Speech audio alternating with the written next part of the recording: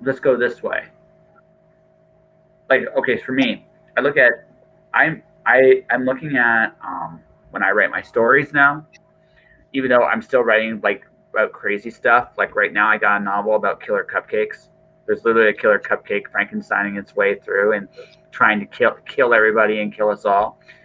And I'm silly like that. I'm always going to have a little bit of that silliness because I life has a certain absurdity that makes me just kind of I express a certain level of absurdity in my work, but also um, I think about what I want to try to make my audience feel.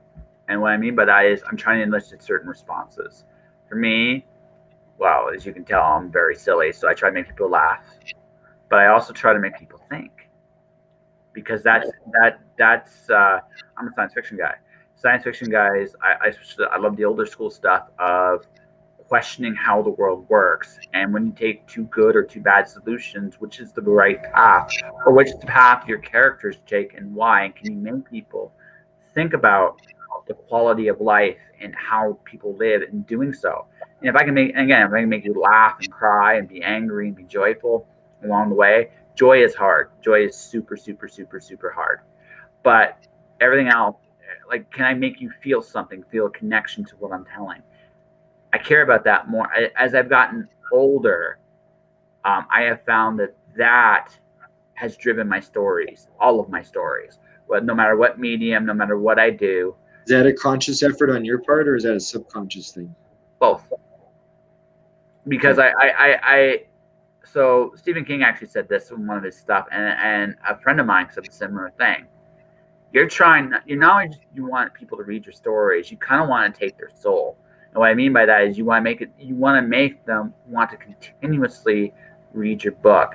Because what we do, like the thing is, unlike any other form of art, if I look at the picture, like you saw my Lego, my beginnings of a Lego Paladin or Lego Clown or whatever that was, and the thing about that was, right, um, there's a joy in it, and and because again, I do truly believe that the person on the inside is the person that comes out in your art, no matter what kind of genre, no matter what kind of story you tell, We're and talking about voice. yeah, not just voice, yeah, voice, tone, but the story, like the even your whole approach to telling that story, and what you care about, right? And the emotions you kind of want to connect with your reader, because those are the things people don't necessarily remember lines like we talk about famous lines in movies, but nobody really remembers that.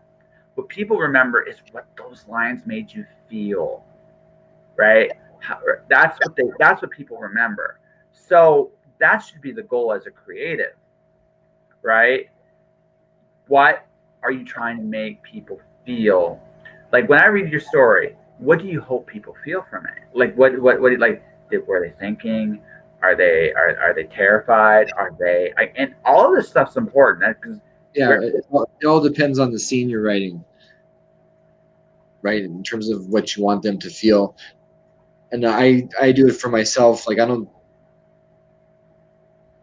I write for me, Mhm.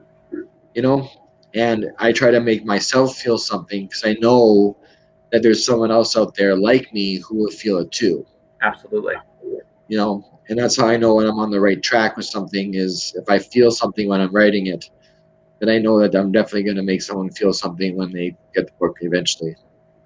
So what do you like to feel then? Like when you write, like what do you like in your story? Do you like being surprised? Do you like laughing? Do you like crying? Do you like tension? Do you like I like I like all those things in general, but as a specific thing, I like creating a sense of intrigue and try okay, to make it interesting.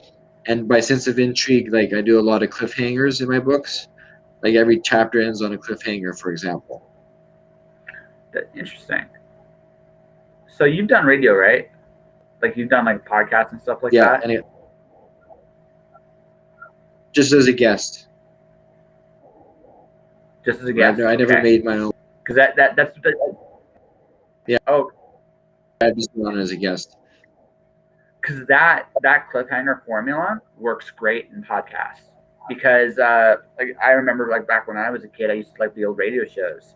They would always leave things on a cliffhanger, so that you'd have to find out what happened next the next day, right? And a good cliffhanger can Yeah. be super fun if you do it right. But you've got to make sure the payoff's worth it when you finally get to the end. Yeah, and I've learned that cliffhanger. Sorry, what was the question? What I was saying is, like, what I was saying was, in the event of a cliffhanger, in the event of the thing about cliffhangers is they're neat, provided there's a payoff, right? There's a satisfaction when you finally get to that payoff. No story truly ends, but there has to be a sense of closure in the story at some point. And if you don't have it, eventually people are going to be like, right? That's right. What, like, when you look at comics, right? When you look at North American comics in particular, that's sometimes the problem. They do a very strong act one, they have a very okay act two, and then because of the nature of that industry, the act three isn't always worth that payoff. When you get a comic that has a payoff from beginning to end, it's incredible. But they're very rare, and they're very rare in North America. Manga, you can get that a lot more. Like, you get an act one, an act two, and an act three. Everything just builds to that crescendo, and that's an amazing thing. So when you talk about building intrigue, do you have like an idea where the payoff is going to be? Like, do you know, like, do you go like, oh, this is going to be great when I get to this point, and you kind of like get, yeah, like, I do. Yeah, because I know, like, when I've learned to write with intention. So how do I phrase this? Learn to write with intention that each line that I write feeds the next line of the story. Everything serves the story. So when it comes to things like cliffhangers, it has to serve the story, whether it serves the story the next chapter or whether it serves the story, 3 or 4 chapters later. The main thing is serving the story. And that's one thing I've learned over the years, the value of that every line I write has to serve the story. If it doesn't serve the story, then it's not worth writing. No, or I mean, we all have that clutter we have to get rid of, right? When we edit.